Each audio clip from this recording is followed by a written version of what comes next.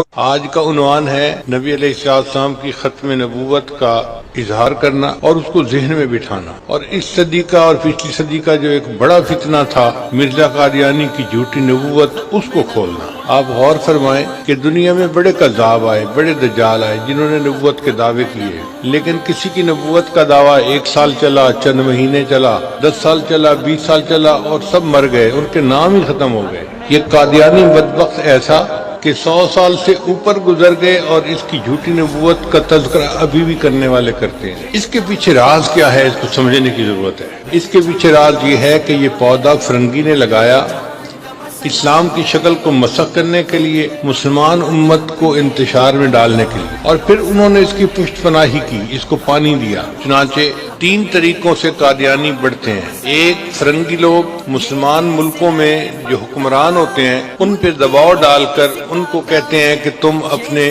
وزیر مشیر لوگ جو ہیں وہ قادیانی رکھو۔ چنانچہ آپ اپنے ملک میں ہی دیکھ لیں کہ وزیروں مشیروں کے ٹولے میں کتنے لوگ آپ کو ملیں گے جو قادیانی ہوں گے، جو مرزائی ہوں گے۔ ان کو اسی لیے عہدے دیے جاتے ہیں کہ وہ مرزائیوں کے مفادات کا تحفظ کر سکیں۔ اور دوسرا طریقہ یہ ہوتا ہے کہ بیرون ملک میں بہت سارے مسلمان گئے ہوئے ہوتے ہیں جن کے کاغذات میں مشکلات ہوتی ہیں، امیگریشن پرابلمز ہوتی ہیں، تو وہاں قادیانیوں کے دفتر بنے ہوئے ہیں۔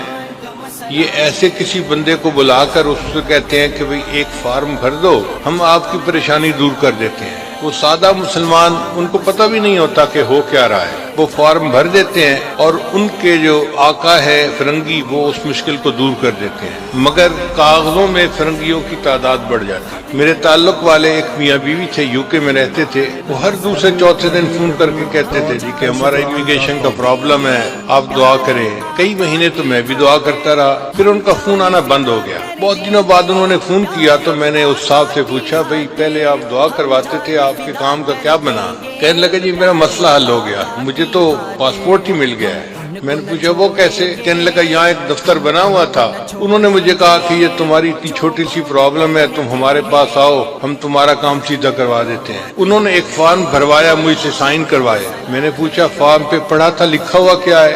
کہنے لگا نہیں۔ میں نے کہا یہی انہوں نے تمہارے ساتھ خباثت کی کہ تمہیں احمدی لکھوایا ہوگا اور پھر تمہارے ایمان کا سودا کر کے انہوں نے تمہیں پاسپورٹ دیا ہوگا۔ جب اس نے تحقیق کی تو 100% بات ٹھیک تھی۔ تو یہ دوسرا طریقہ ہے احمدیوں کا، مرزائیوں کا، کہ جس سے وہ اپنی تعداد کو بڑھاتے ہیں۔ اور تیسرا طریقہ ان کا یہ ہے کہ فرنگی حکومتیں ان کو ملینز آف ڈالرز کے فنڈ دیتی ہیں اور وہ اپنے ایک مبلغ کو $1,00,000 $2,00,000 کا بجٹ دے کر افریقن ملکوں میں بیچتے ہیں جو غریب ممالک ہیں۔ وہاں کے سادہ مسلمان ان کو کچھ پتہ نہیں کہ کیا ہے۔ یہ لوگ وہاں جا کر ٹرکوں کے ٹرک گروسری کے بھر کے ان کے جو ولیجز ہیں ان میں تقسیم کرتے ہیں۔ اب جب بھوکوں کو کھانا کھلایا جائے گا تو وہ پوچھیں گے نا یہ کون ہے، تو وہاں کے لوگ پوچھتے ہیں کہ کون ہو، تو یہ وہاں اپنا نام احمدی بتا کے اور مرزائیت کی تبلیغ کرتے ہیں۔ دجال ہیں، دھوکہ دیتے ہیں، پتہ نہیں چلنے دیتے کہ ہم کر کیا رہے ہیں۔ ان 3 طریقوں سے یہ اپنے دین کو آگے پھیلا رہے ہیں۔